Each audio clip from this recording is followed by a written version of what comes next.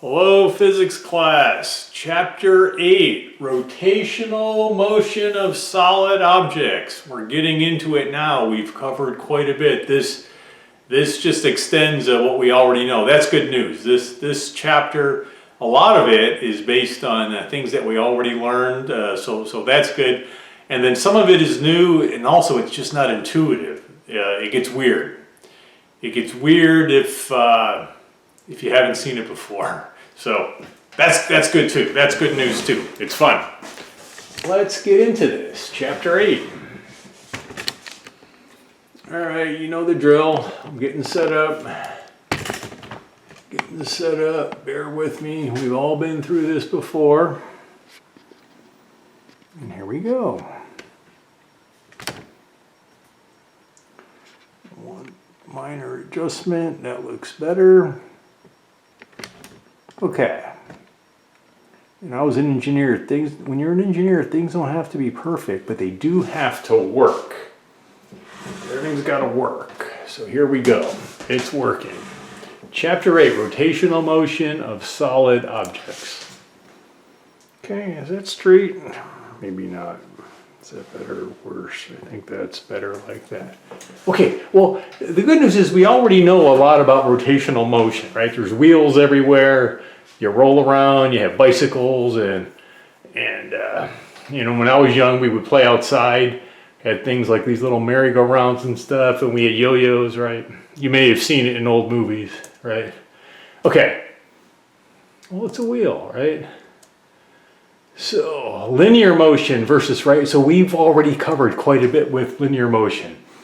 We've had all sorts of things. We have laboratories where things are rolling along and our bicycles are going off of ramps and all that sort of stuff. Linear motion, right?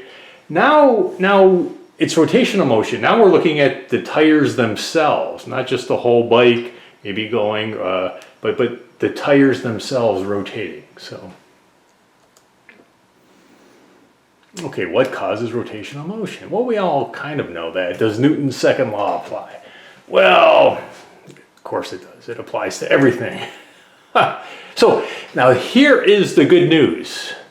This is really good news here. So linear motion, we would have a velocity, right? A velocity is a distance divided by time. We all know that. So we're all good on that.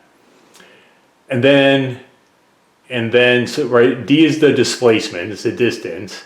The velocity is that distance over time. Acceleration is the velocity over time. It's when you're changing velocity. Instead of just going at 60 miles an hour, you're going 60, 70, 80, right? Well, slow down. This is California. You can't go much faster than that, right?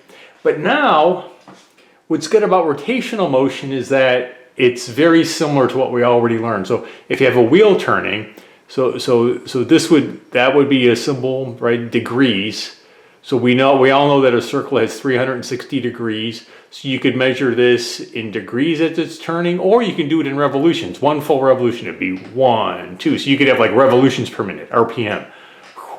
Or you could just have, okay, it's at 90, 180, 270, 360, right? You can measure it. There's also a measure called radians. That's very useful once you get into physics more and you're doing a mathematics. It's so much easier. We're gonna touch on that, but mainly we're gonna stay with angles and revolutions per minute at this point, right? But look at this. So here, displacement is your angle that you're going around. Velocity is your angle over time. So the velocity is very similar to your linear velocity. It's distance over time. Well, here it's your angle over time. So this symbol is called theta. That's omega.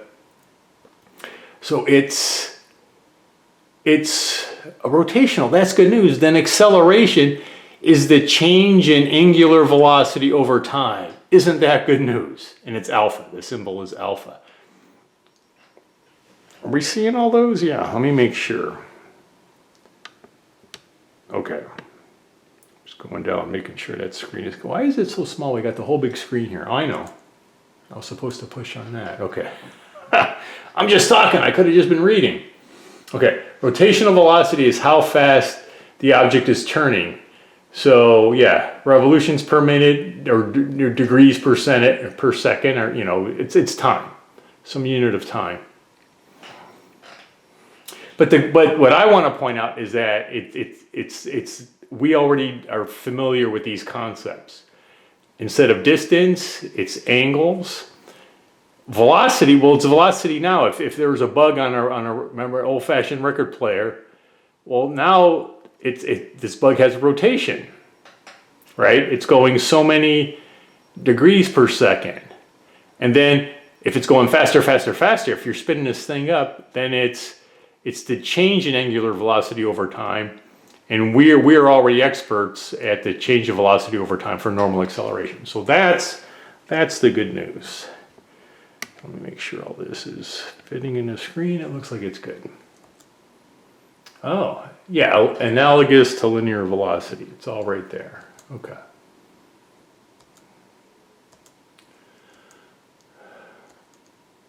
Yeah, so here, one revolution is equal to 360 degrees. We already know it.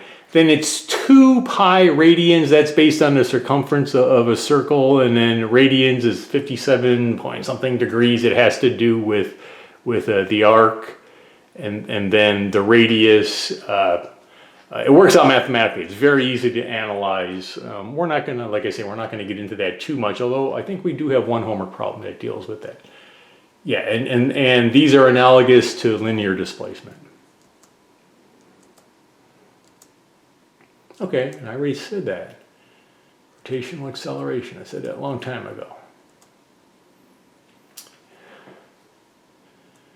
So here's our trusty old equations we already know. Velocity would be your initial velocity plus acceleration times time is velocity. We already know about this equation. Distance is your initial velocity times t plus 1/2 at squared.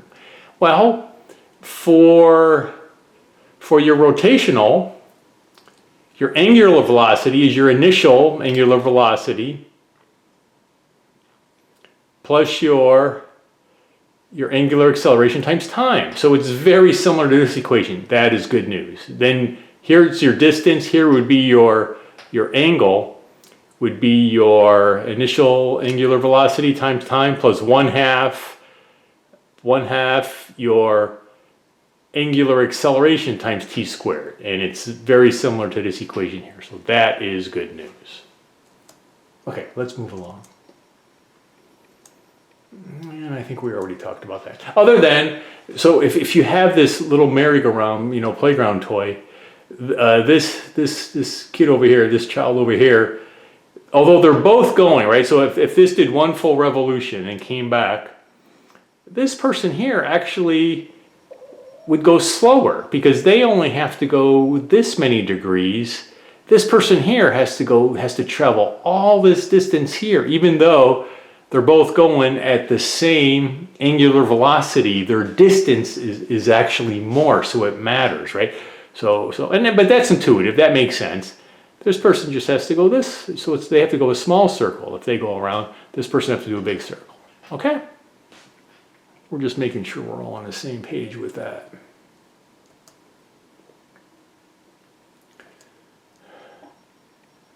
Okay. I'll let you, you can look at the examples in the book and stop and do these examples if you want. But it goes with what we just said. Okay, torque and balance, right? We talked about using a level arm, a simple machine in a previous chapter. So torque now, here you have this plank, there's a fulcrum, right? And you have 2 weights and they're balanced. Well, what if one of the weights was heavier and you want to balance it, right? Well, you would have to move the smaller weight farther away, right? And then get it to balance. So because torque is equal to your force times the distance of your level arm, okay?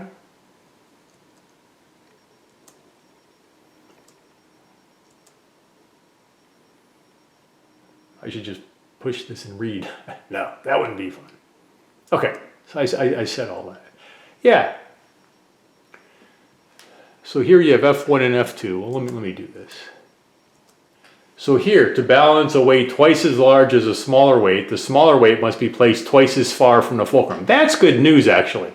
If you have twice as much weight, then this distance would double. That's actually good news. And then it would be, you know, if this was 1.35, or, you know, you would adjust it accordingly. That's good news that the physical world actually works that way. It's easier. Not everything in nature is so easy.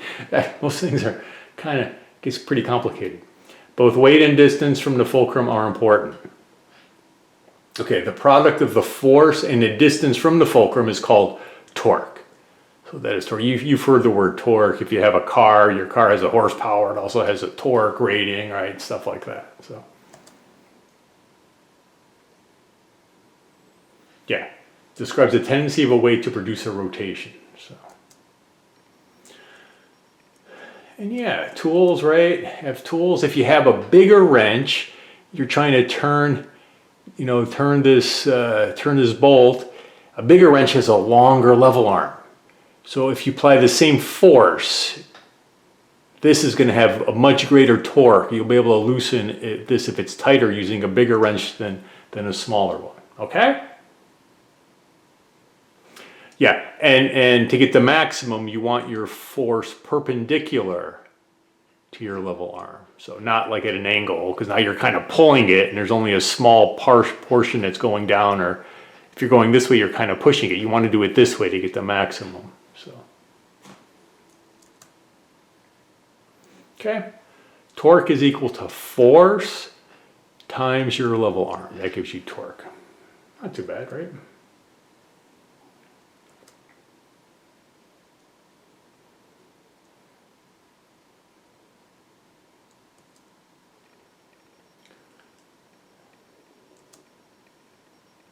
And we already talked about, right, F1 is going to produce, it's more efficient, because this one you're kind of pulling on the tire this way a little bit. The component that is going up is helping with the rotation. So,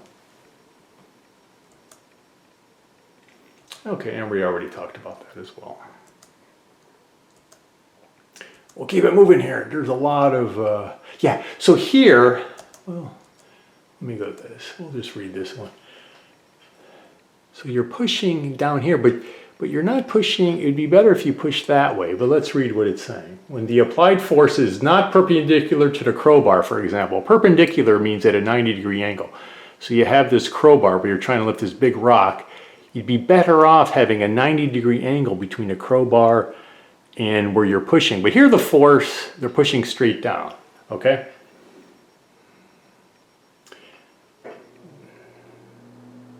Okay.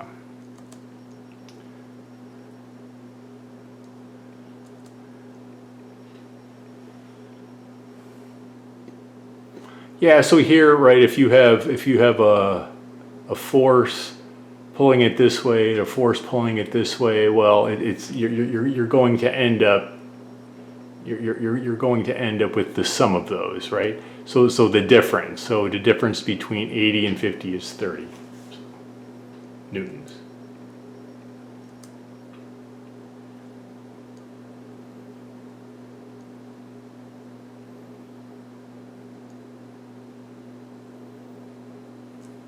And then you would multiply that by the length of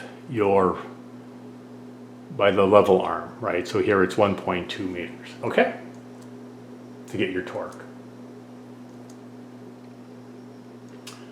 All right, so we already talked about this. We'll keep it moving. You can do those. I encourage you to do all those. So here they're talking about a center of gravity.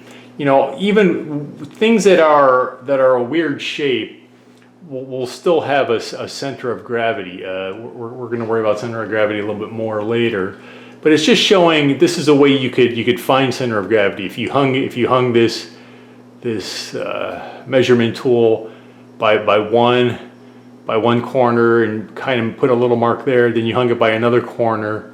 Well, where it intersects, that would be the center of gravity. Okay, a little trick how to find a center of gravity.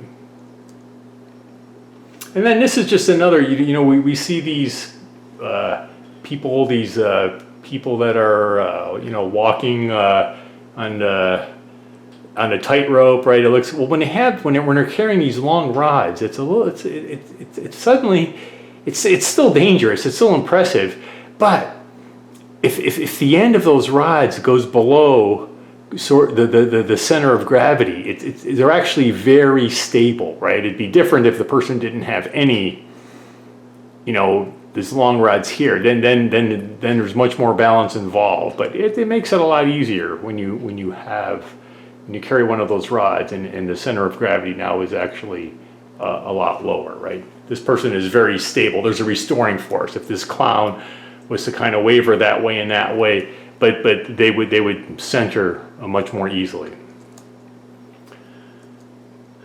All right, and then this is just another sort of thing. If you have a plank, it has a center of gravity here. Well, this person can kind of walk out a bit until they exceed that center of gravity. Then, whoa, then this thing is going to go that way and they're going to fall down, on the grass over there. Okay. Let's keep it moving. There's a lot of slides in this one. We'll have homework problems coming up.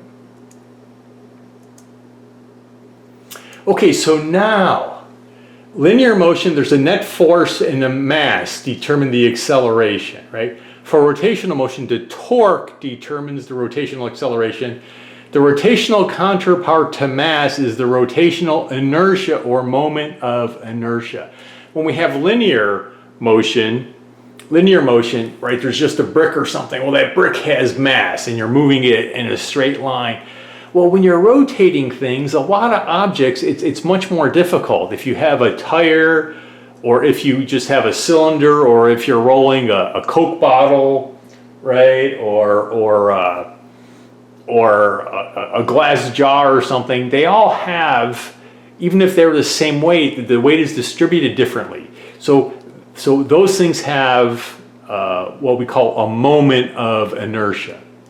Just as mass represents the resistance to a change in linear motion, right? If you have a brick, well, you have to push on it. It's resistant. It doesn't just go flying with the slightest touch. You have to push on that thing. So that mass has resistance to linear motion. That's inertia.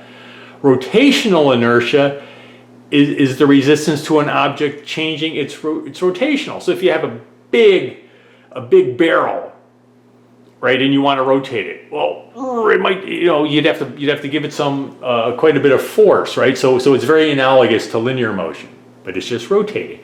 Okay? Rotational inertia. So it's related to the mass of the object.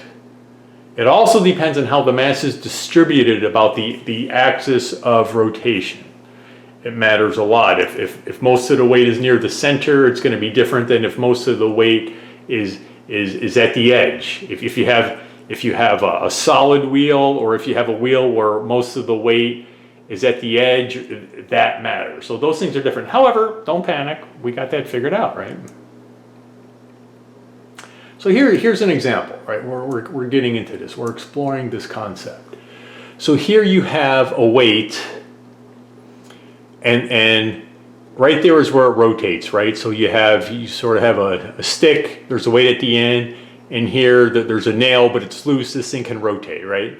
So if you apply a force this way, then this mass is going to rotate around, it's going to rotate around. It's free to rotate.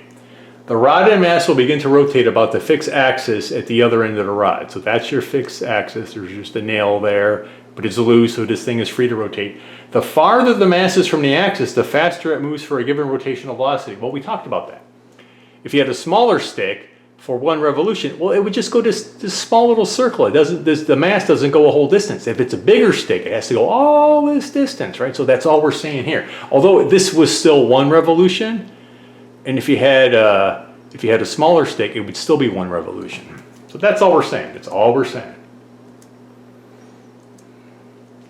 To produce the same rotational acceleration, a mass at the end of a rod must receive a larger linear acceleration than the one near the axis. It makes sense to have, if you want this guy to go 1 revolution per minute way out here, you'd have to give it more force than if you had a shorter stick and he just had to go this way, right? So even though that would be one revolution. This would be one revolution. It would take much more force to move this mass all the way that way.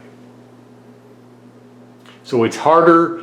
So all we're saying here, it's harder to get the system rotating when the mass is at the end. So that makes a difference if we have, say, a wheel with spokes and it's a heavy wheel and all the mass is at the end, or if it is a solid cylinder where if it was like a flywheel or a grinding stone, you see the guy sharpening, axes, so those are actually easier to turn than the wheel where all of the mass is at the end. So that's what we're saying. And we gave the reasons why. Okay?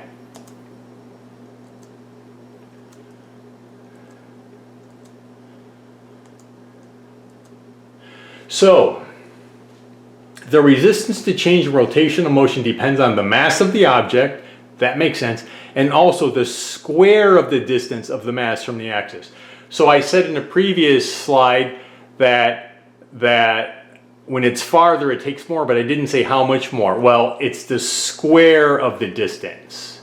Okay? It's the square. So now we know. Now we know how much. For an object with its mass concentrated at a point, rotational inertia equals mass times the square of the distance. Okay? I is a symbol for rotational inertia. The total rotational inertia of an object like a merry-go-round can be found by adding the contributions of all the different parts of the object. Oh my God, that sounds hard.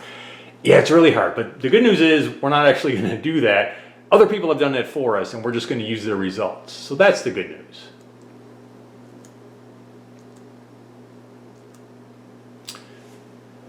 Okay, so we already know about force equals mass times acceleration, right? Newton's second law. Newton's second law for rotational motion. The net torque acting on an object about a given axis is equal to the rotational inertia of the object about that axis times the rotational acceleration. So it's similar. Force is like torque. Mass is like the rotational inertia, right? It depends on how the weight is distributed. And then acceleration and then rotational acceleration. So the equations are similar. Again.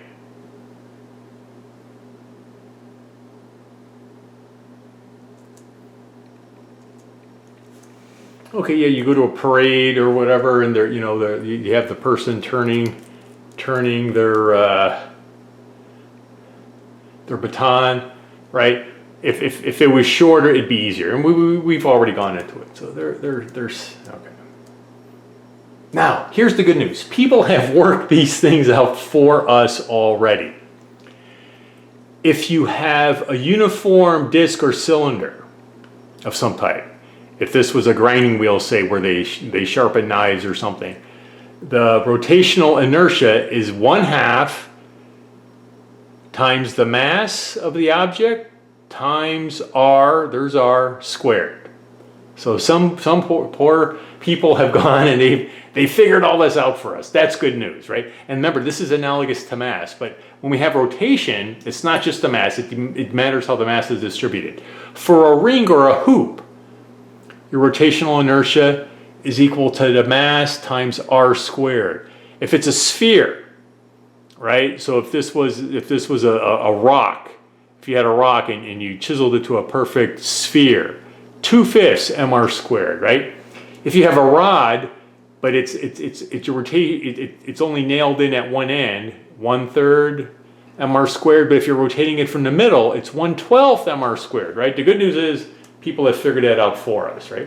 Here's something we're all very much, so this is an example we're all used to. So you see a skater and they're spinning around, right? It's the Olympics or what have you.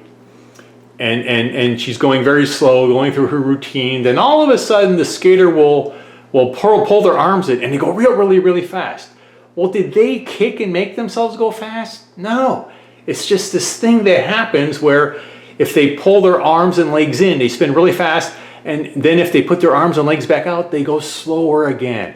You are witnessing angular momentum. It's called conservation of angular momentum because they're going faster here, but you've changed you've changed their moment of inertia, because here this person now, they're a different shape of an object. Here the mass is distributed differently, and here the mass is distributed, it's more spread out because the person's arm and the leg would be out, right? So how do spinning skaters or divers change the rotational velocities, right? If they tuck in, they go quicker. So we're very familiar with that. So we're using examples that you're familiar with, right? That makes sense. Linear momentum, right, is mass times velocity. We already know that from previous chapter. Angular momentum is the rotational inertia times rotational velocity. Okay? So linear momentum, P, is like angular momentum, L.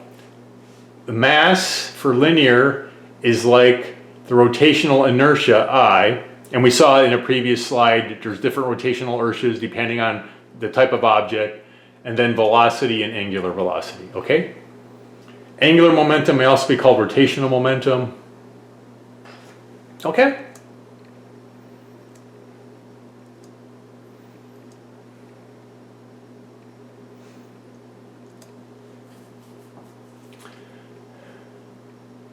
Okay, inertia. Mass times velocity. If the force...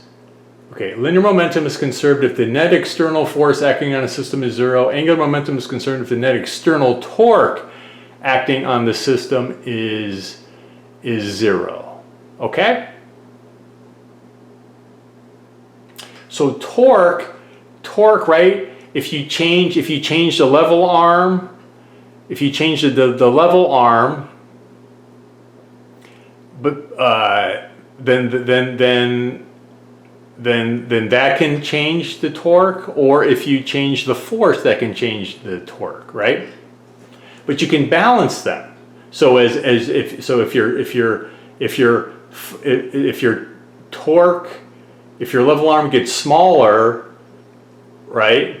So when the skater comes in, momentum is conserved because the velocity increases, right? So you're giving one and gaining another, and it happens naturally. All the skater does is pull their arms in, and they're spinning faster. So their angular velocity has increased, right? And what's changed is that the level arms and such have changed, right? And so it's a give and take, but the momentum is conserved. We're going to give more examples. And that's the same example. So same sort of thing. When the person tucks in, they're going to go quicker. Yeah. Now we talked about. So what else has angular? What else has momentum? Well, when a planet orbits the sun, right? So planet Earth orbits the sun. It's not a perfect circle. It's an ellipse. So sometimes we're a little bit closer to the sun. Sometimes we're farther. When we're closer to the sun, because now this drawing is horrible. It doesn't show this. The sun here should actually be at a focus. So in real life, move this sun over here a little bit. Right? It should be at a focus, not at the middle. But when the Earth is closer, it actually goes quicker because of conservation of, let me go back to the previous slide. Okay? Angular momentum is conserved. So it's conserved as the Earth orbits the sun as well. We go faster when we're closer. Okay? This could be new concepts, but this is why you watch this, you read the book, and you eventually get it. New concepts take time. Okay. All right, let me go back to this. Where is that? This thing. Okay, we'll continue.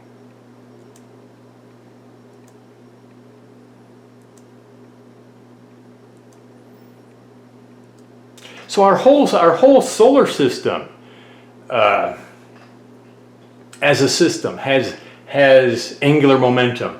right? The entire solar system, it's held together by gravity. The sun has a lot of gravity.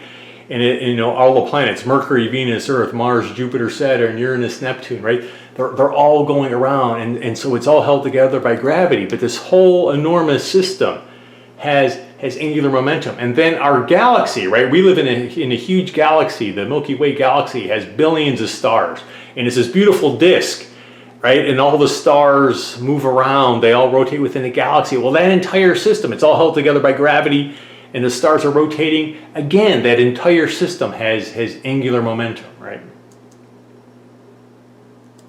Okay, we're going to talk about bicycles. So this bicycle here is a good example, right? It has very skinny tires. So say you were to take the tire off, and you just took the tire and you just tried to balance the tire. Well, it would fall. You're right. You might be able to balance it after you tried real hard and you cheated and it was like a little bit of a dusty, right? But it's going to fall. But if you take that tire and just roll it a little bit, it stands up perfectly fine, and it'll roll. And you could even like, if it was rolling, you're running alongside, you could bang it a little bit, it would wobble, but it would just maybe turn, but it would keep rolling, right? It's very stable. That it's amazing all of a sudden. And also, so if you were sitting on a bicycle and it wasn't moving and you're sitting on it, you would fall. Yeah, maybe if you're standing and you're like doing all kinds of, you could balance it a little bit, but it'd be hard. But if you're sitting, you're gonna fall. But if you start pedaling, you just start rolling a little bit, you're very stable all of a sudden. What the heck is going on, or what kind of voodoo is that? No, it's physics, right? That's when all of these concepts come to play. Angular momentum is a vector. Remember our friend the vector? Now this seems weird. So if you have this disk turning this way, right? We're saying, or having a right-hand rule, so you put your fingers in the direction of the rotation. The direction of rotational velocity vector is given by the right-hand rule. The direction of the angular momentum vector is the same as the rotational velocity. Okay, I don't know, is it going to get back into that? The wheels have angular momentum when the bicycle is moving. For straight line motion, the direction of the angular momentum vector is the same for both. Okay, so this is a little bit weird. To tip the bike over, the direction of the vector must change, requiring a torque. Yeah.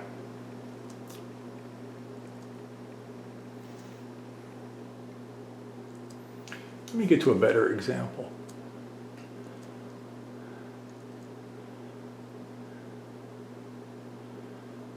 Yeah, I don't like that one. I'm going to get back to the right-hand rule. Okay.